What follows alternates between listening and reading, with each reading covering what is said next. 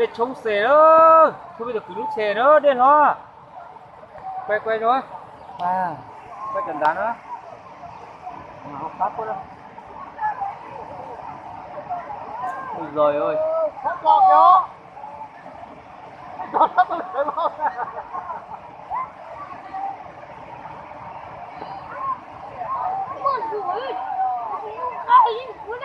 Trời ơi. Bố đâu kìa ơi. Bố bẻ giá rồi. Đá. 8 triệu.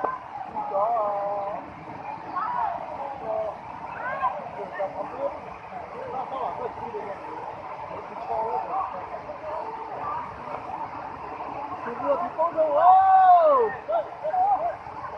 Ôi giời. Vừa thì mình cứ lo bao tôi thì đâu.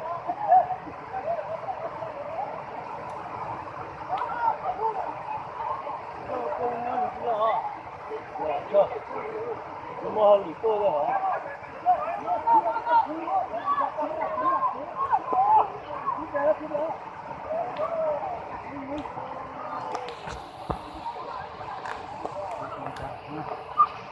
Mày hay không?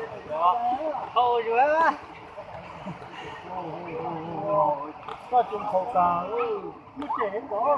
Còn óp thì là cho mà. Đâu trời trời ơi. Rồi, Có tiền lưu tiền la giờ. thảo luôn mà trên đó mua thảo luôn à. Có lục khuôn đó hả? Trong hơn mà Có lục khuôn trên đó mà không? là luôn rồi còn cho mà có không phải kia chứ không giờ phải luôn có lúa có gì thế Trời trời ơi. trời ơi nhờ chế biệt tao nữa bị chúa Lũ rồi. có biển số thì nói cho nó à trời đặc biệt số nó phá chẳng có sản chi lú rồi Hóa là có cha về rồi. chứ bây giờ chả lúc không nói chi lý thiệt chỉ để nó chi ra ấy có chính à quay được mua sai rồi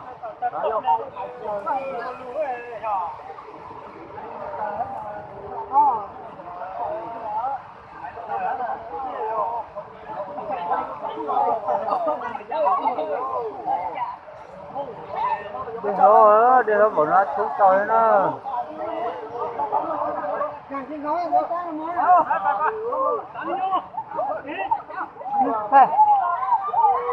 Thay xỉu. Ừ.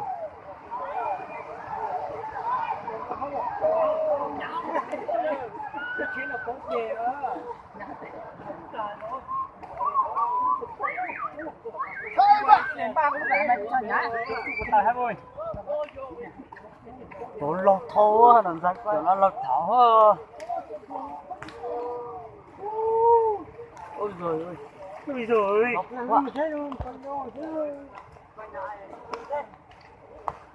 Nhiệt độ cởi tia.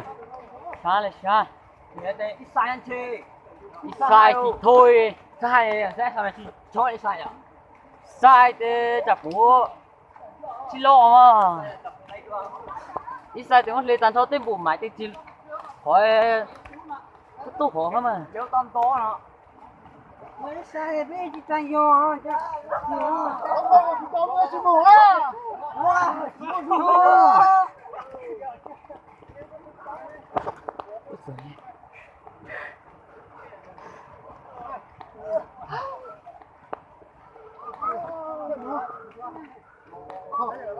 Cá cờ này tia như nhà tôi. Ai bắt chưa?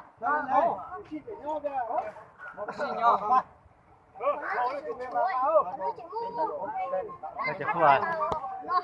Có phút. Rồi là có phút. Có phút là. Rồi. Mãi cho ta cả có phút. Cho nên gặp nó được cha. Muốn cho bác cho chung hơn. Thằng tao Tao thay nó có lo.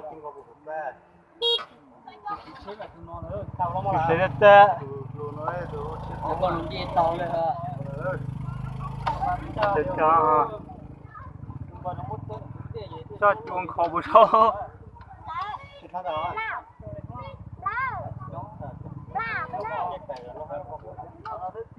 chùa. ta chùa rồi nói nó súng mỏ nó súng mỏ bị chết mỏ thì nó phải tao ra nó phải tới cha mà nổ một cái tàu đấy không cái nó mà lẹ thấy mà thằng đó Mất gì cũng chết. vào lúc này nó chín đứa ở cái khai của nó đâu tới giờ của muốn bán rồi cái tiền đất đầu muốn bán luôn Mà chứ. Lúc bệnh nhân hầu đó. ra khu cái bỏ chèo hơi rồi cô à lực tàng cái tí ơi xem rồi tục xe sai chụp của một tí bất tư rồi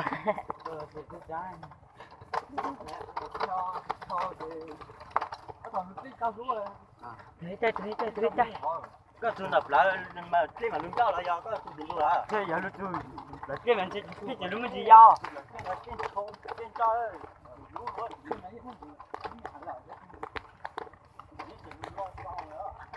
giờ tôi cứ tí cha nó luôn nữa cái tí ơi máu ơi tí cho tí lên đã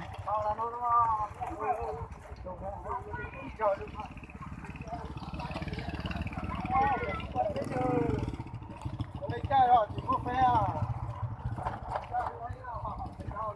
cờ Chết xe qua bán được cái kia.